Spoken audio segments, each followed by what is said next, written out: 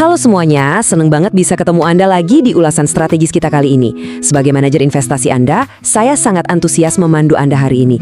Khususnya buat Anda yang baru aja mulai nyemplung ke dunia investasi emas. Jujur aja ya, ngebangun portofolio untuk pertama kalinya itu emang bisa bikin deg-degan ya. Apalagi kalau kita buka berita, isinya gejolak global semua.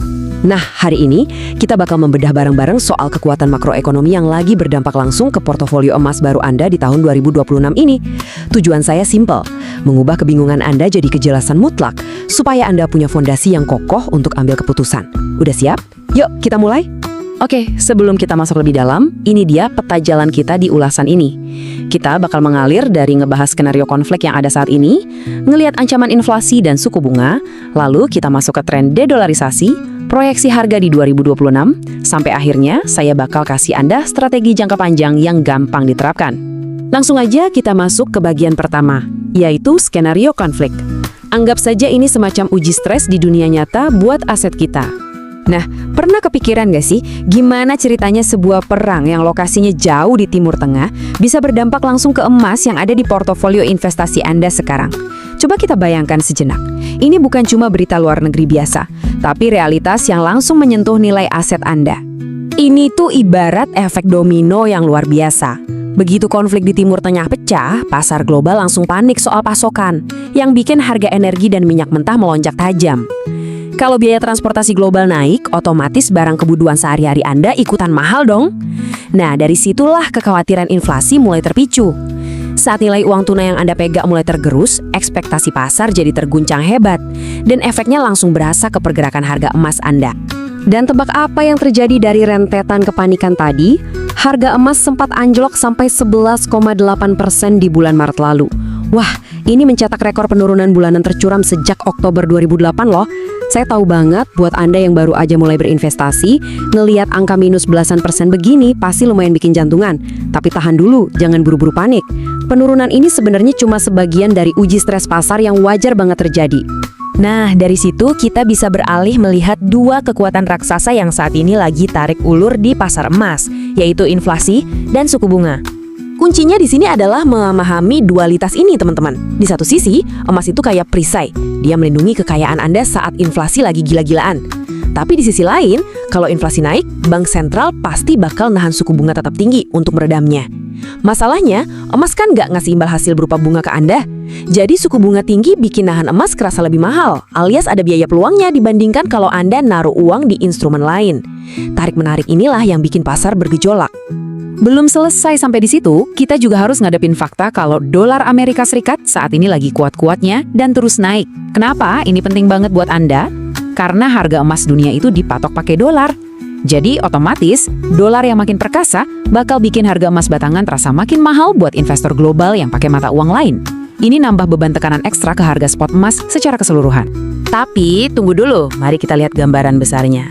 Kita masuk ke tren dedolarisasi, yang merupakan pergeseran struktural paling penting saat ini. Apa sih sebenarnya dedolarisasi itu? Singkatnya, ini adalah tren besar-besaran di mana negara-negara di seluruh dunia mulai pelan-pelan ninggalin ketergantungan mereka sama dolar AS. Terus larinya kemana? Ke emas. Bank sentral di berbagai negara lagi gencar-gencarnya memborong emas sebagai cadangan devisa mereka. Buat Anda, para pemula, informasi ini krusial banget. Kenapa? Karena aksi borong bank sentral inilah yang ngebentuk semacam lantai harga yang sangat kokoh untuk menopang nilai investasi emas Anda dalam jangka panjang.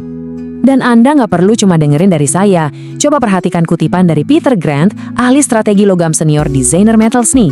Dia bilang dengan sangat jelas, biarpun jangka pendeknya mungkin kerasa bergejolak, tren jangka panjangnya tetap sangat bullish, alias positif.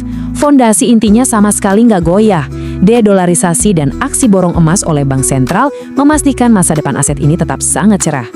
Mengingat kuatnya fundamental tadi, mari kita lihat proyeksi konkret harga emas untuk akhir tahun 2026 dari berbagai institusi besar. Coba lihat betapa kontrasnya proyeksi dari para raksasa finansial ini.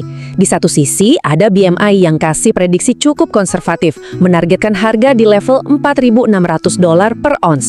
Tapi di sisi lain, lihat proyeksi dari Goldman Sachs, mereka dengan sangat percaya diri memproyeksikan harga emas bakal meroket sampai $5.400 di akhir 2026. Maksud saya, kalau target yang paling pesimis aja trennya masih naik lumayan kuat, apalagi kalau skenario optimisnya yang kejadian kan?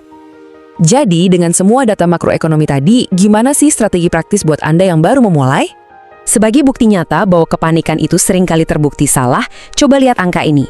Harga ekspor emas baru aja merangkak naik lagi sebesar 3,2%, nyentuh angka $4.652 per ons. Kenaikan ini dipicu oleh mulai meredanya ketegangan militer di Timur Tengah. Ini bukti nyata, teman-teman. Pasar itu selalu naik turun, dan bereaksi berlebihan cuma gara-gara satu berita buruk, itu adalah kesalahan fatal yang sering dilakuin pemula.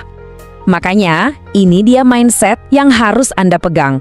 Pertama, tutup mata aja sama penurunan bulanan jangka pendek, jangan tiap hari dicek.